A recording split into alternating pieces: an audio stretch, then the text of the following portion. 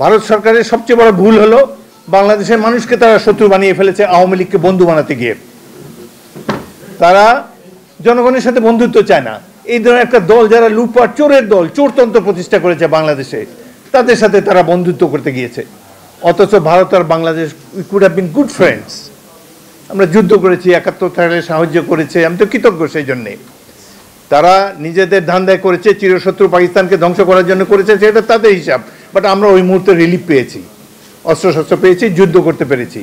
আমাদের তো কিয়ামত পর্যন্ত বন্ধু থাকার কথা ছিল। কিন্তু এই যে অ্যাডভান্টেজ নিতে চায় বন্ধুর, যার জন্য এই যে চতুর্পাশে প্রত্যেকটা দেশ ভারতের বিরুদ্ধে চলে গিয়েছে। Nepal is the only Hindu country in the world. একমাত্র হিন্দুদের দেশ হলো নেপাল, হিন্দু কিংডম ছিল আগে। অথচ আমাদের চেয়েও ভারত বিরোধী তারা। কেন ওদেরকে গুতায়, কেন তাদেরকে এইভাবে সারাউন্ড করে তাদেরকে ব্লকেট করে দেয়, তাদের খাবার দাবার যেতে দেয় না? নানা কারণে এই যে প্রতিবেশীদেরকে উত্তক্ত করা হলো ভারতের হ্যাবিট। আমরা তাদের সবচেয়ে ভালো বন্ধু হতে পারতাম ৭১-এর ইয়ের জন্যে, কিন্তু এই একটা অবৈধ শাসককে, ডিক্টেটরকে, চোরতন্ত্রের তল্পি বাহককে সমর্থন করতে গিয়ে তারা বাংলাদেশের ১৯ কোটি মানুষকে শত্রু বানিয়ে ফেলেছে। তারা প্রতিদিন কই পাকিস্তান সীমান্তে তো একজনও মরে না, আমাদের কেন গুলি করে প্রত্যেক দিন তারা লোক মারে? এর কোনো প্রয়োজন আছে? অথচ এই যে দেখেন সামনে যারা বসে আছে, আমাদের মধ্যে চেহারাটার কোনো, আমরা তো একই জাতি, একই লোক, তো আমরা একই দেশে বসবাস করি, একই চিন্তা চেতনা আমাদের। সুতরাং এই যে কয়েকজন ব্যক্তি এই রাষ্ট্রটাকে ধ্বংস করলো, যে কাজে সভ্যতা আজকে এই জায়গায় এসেছে। রিপাবলিক টিভি আমাকে গত ১ সপ্তাহ ধরে প্রত্যেকদিন ফোন করে। আমি তো ভাই বলে দিলাম, এক মহিলা ফোন করে, ভাই আপনাদের তো নাম শুনি নাই, এটা কোথাকার, এর কি ন্যাশনাল চ্যানেল? বলে যে না, আমাদের 6 মিলিয়ন সমর্থক আছেন নাকি তাদের এখানে। আমি ভাই আপনাদের তো নাম টাম শুনি নাই। আচ্ছা ঠিক আছে, দেখবো না, আজকে আমি অসুবিধা আছে যেতে পারবো না। আমি পরশু দিন তাদের ইয়েটা দেখলাম, যে এরা এই যে চ্যানেল আমাকে বারবার ধরে এরা কি বলে। ওইখানে তাদের প্রোগ্রাম দেখে একদম আকাশ থেকে পড়লাম।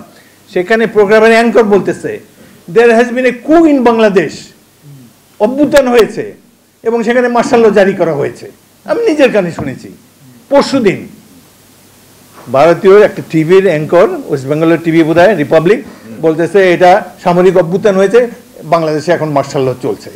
এত বড় নির্জলা মিথ্যা কথা আমি না শুনলে বিশ্বাসই করতাম না, অন্য কেউ আমাকে বললে। সো এইভাবে একটা দেশের, ভারতের মতো একটা বৃহৎ গণতান্ত্রিক দেশ, ওয়ার্ল্ডস বিগেস্ট ডেমোক্রেসি, আমরা তাদের ডেমোক্রেসিকে অ্যাপ্রিসিয়েট করি। তারা এইভাবে একটা বাংলাদেশের মতো উন্নয়নশীল একটা দেশ, আমরা কারোর জন্য কোনো থ্রেট না। আমরা আমাদের দেশের লোককে খাওয়াই দেওয়াই আমরা সুখে শান্তিতে বাঁচতে চাই, উন্নয়ন চাই। যেই জন্য যুদ্ধ করেছি সেই সাম্য, মানবিক মর্যাদা, গণতন্ত্র, এগুলো দেখতে চাই। এগুলোর জন্য তো আমরা যুদ্ধ করি। আর আমাদেরকে ডিস্ট্রয় করার জন্য এই বিজেপির সরকার এইসব কথা বলতেছে। কাদেরকে নিয়ে এই সরকার? তাদের হোম মিনিস্টার চার্জশিটভুক্ত আসামি গুজরাট কিলিংয়ের, নরেন্দ্র মোদী, তার বিরুদ্ধে অভিযোগ ছিল এবং আমেরিকা যুক্তরাষ্ট্র তাকে ভিসা দেয় নেই। এগুলো তো প্রমাণিত সত্য।